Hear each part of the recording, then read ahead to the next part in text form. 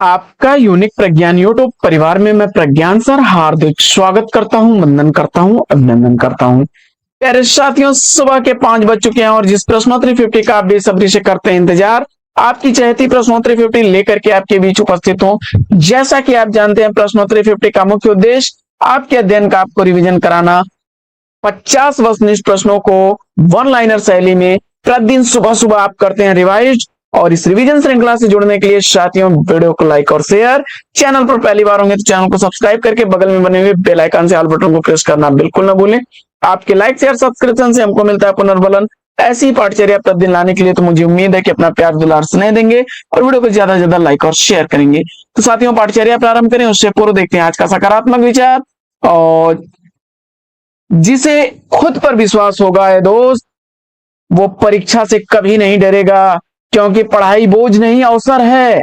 आपको अपने भविष्य को संवारने का और बोझ समझकर इसे छोड़ना ही था तो शुरू, क्योंकि आप उस पड़ाव तक पहुंच चुके हैं जहां बस एक एग्जाम आपको नैया को इस पार से उस पार कर सकता है। आप अगर अपने आप को सोचते हैं कि आप मझधार में हैं तो ये आपकी भूल है, क्योंकि आप अपना पूरा सफर तय कर चुके हैं। बस आप आखिरी चरण में हैं और एक चरण आपको इस पार से उस पार कर देगा।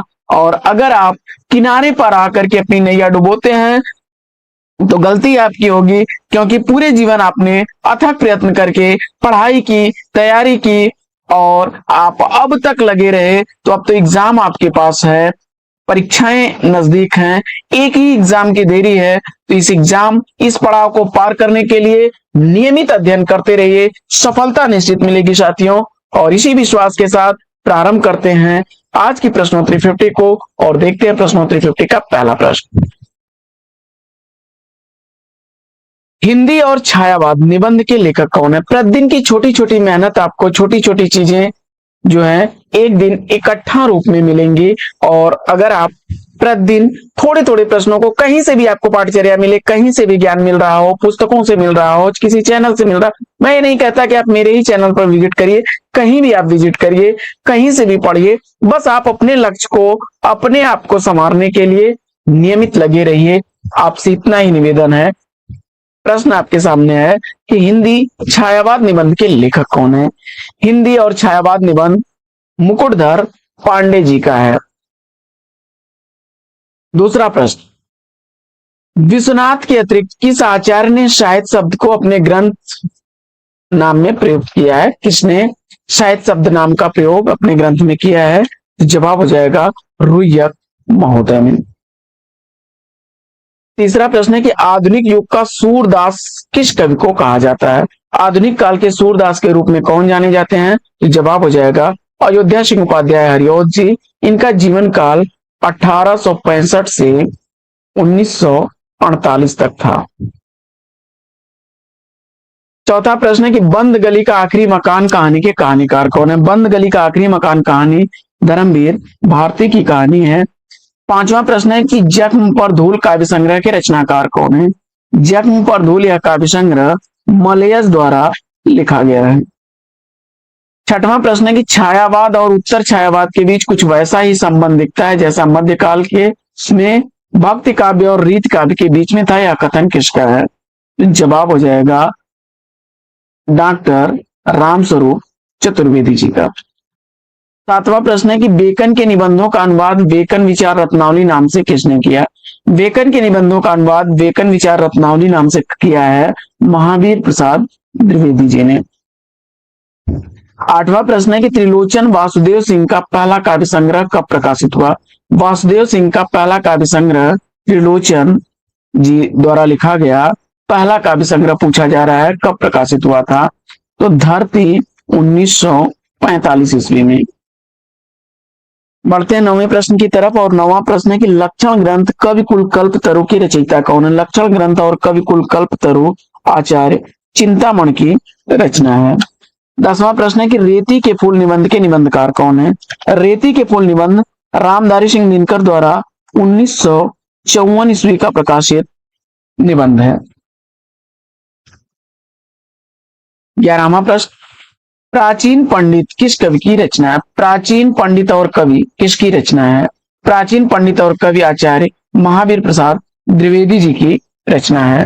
प्रश्न संख्या 12वां प्रश्न है कि गोस्वामी के प्रादुर्भाव को हिंदी काव्य क्षेत्र में एक चमत्कार समझना चाहिए, यह कथन किस आलोचक का है? जवाब हो जाएगा आचार्य रामचंद्र शुक्ल जी का। 13वां प्रश्न है कि कठ गुलाब उपन्यास का प्रकाशन वर्ष क्या है? कठ गुलाब उपन्यास का प्रकाशन वर्ष पूछा जा रहा है आपसे।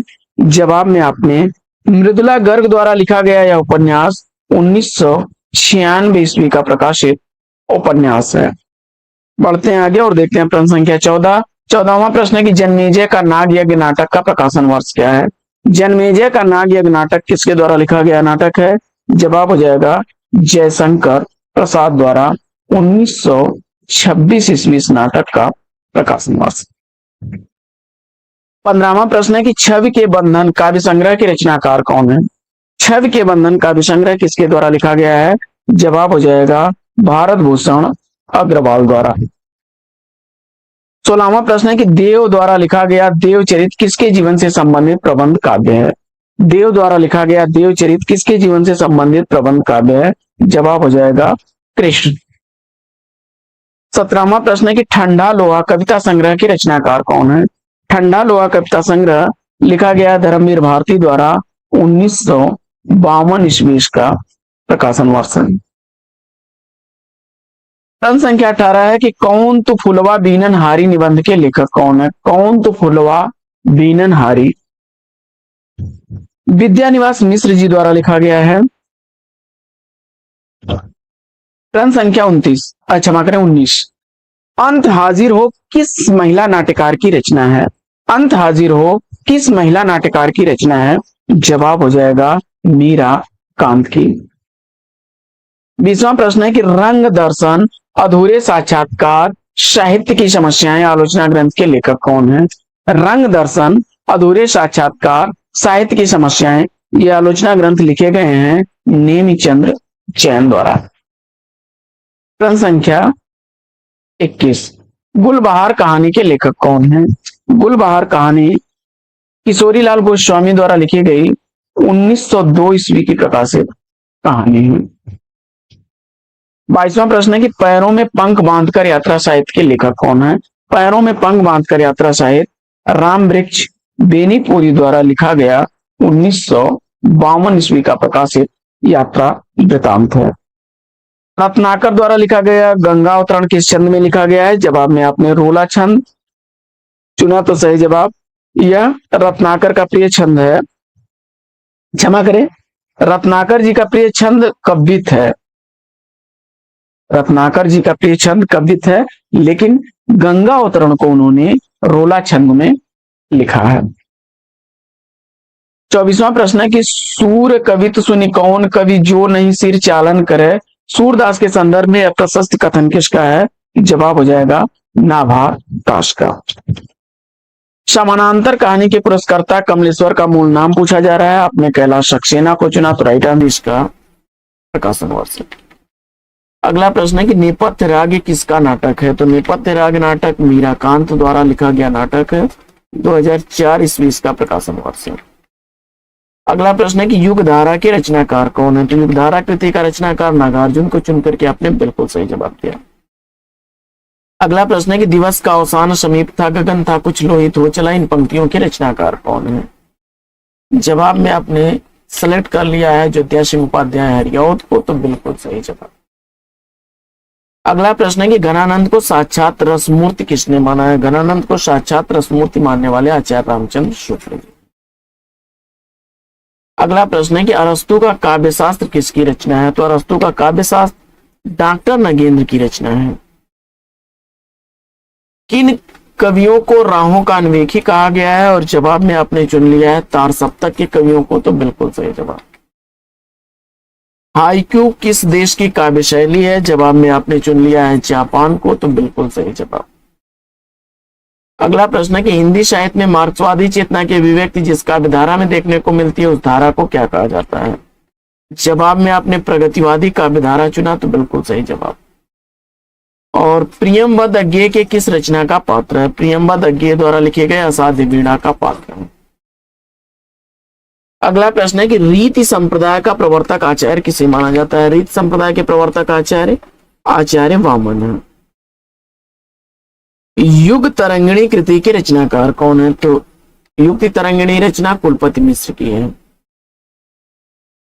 आधुनिक ईरान की पृष्ठभूमि पर रक्त रंजित इस्लामी क्रांति का चित्रण किस उपन्यास में किया गया है? जवाब में आपने 7 नदियां एक समुद्र सेलेक्ट किया, तो बिल्कुल सही जवाब 1984 ईस्वी का प्रकाशित यह उपन्यास नासिरा शर्मा द्वारा लिखा गया है।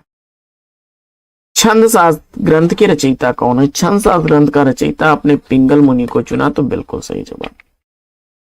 बेकन के निबंधों का अनुवाद बेकन विचार रत्नावली नाम से किसने किया? और इस प्रश्न का जवाब आपने महावीर प्रसाद द्विवेदी को चुना, तो बिल्कुल सही जवाब। अगला प्रश्न है कि सेठ बांकीमल किसकी रचना है? सेठ बांकीमल कृति अमृतलाल नागर की रचना है। 1955 ईस्वी इस रचना का प्रकाशन वर्ष है। अगला प्रश्न है कि विद्रोहिणी अम्बा नाटक के नाटककार कौन है? विद्रोहिणी अम्बा नाटक उदय शंकर भट्ट द्वारा लिखा गया नाटक। अगला प्रश्न है कि न कांतम अपि निर्भूषणम विभाति वनिता मुखम, यह विमत किस आचार्य का है? जवाब में आचार्य भामा को चुना आपने, तो बिल्कुल सही जवाब। और धात सेन जयशंकर प्रसाद के किस नाटक का पात्र है? धात सेन जयशंकर प्रसाद द्वारा लिखे गए स्कंद गुप्त नाटक का पात्र है। 1928 ईस्वी इसका प्रकाशन वर्ष। अगला प्रश्न है कि लबड़ घोंघो एकांकी संग्रह के लेखक कौन है? तो लबड़ घोंघो एकांकी संग्रह बद्रीनाथ भट्ट द्वारा लिखा गया एकांकी संग्रह। अगला प्रश्न है कि रूप तरंग किसका काव्य संग्रह है? रूप तरंग काव्य संग्रह का रचनाकार रामविलास शर्मा को आपने चुना, तो बिल्कुल सही जवाब। अगला प्रश्न है कि शिरीष के फूल किस विधा की कृति है? शिरीष के फूल ललित निबंध है आचार्य हजारी प्रसाद द्विवेदी जी का। अगला प्रश्न है कि कर्नट कबीलों के जीवन यथार्थ के विभिन्न पक्षों पर आधारित उपन्यास कौन सा है? जवाब में कब तक पुकारूं आपने चुना, तो बिल्कुल सही जवाब 1957 ईस्वी का प्रकाशन वर्ष है। अगला प्रश्न, प्रगतिशील लेखक संघ की स्थापना कब की गई? प्रगतिशील लेखक संघ की स्थापना 1936 ईस्वी में हुई थी। लघु मानव के बहाने हिंदी कविता पर एक बहस के लेखक कौन है? जवाब में विजय देवनारायण शाही को चुनकर के इस प्रश्न का आपने राइट आंसर दिया है। साथियों, आज की प्रश्नोत्तरी 50 लेती है यहीं पर विराम। वीडियो आपको कैसा लगा कमेंट्स करके जरूर बताइए। आज की इस पाठचर्या में लेंगे यहीं पर विराम, फिर मिलते हैं अगले वीडियो में एक नए प्रकरण, एक नए टॉपिक, एक नए अंदाज में। तब तक के लिए लेते हैं आपसे विदा। आपका जीवन मंगलमय हो। बेस्ट विशेष, बेस्ट ऑफ लक। जय हिंद।